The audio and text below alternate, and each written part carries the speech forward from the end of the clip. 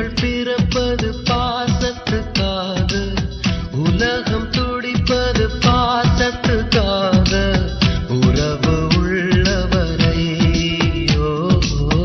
உலகம் நமக்காக.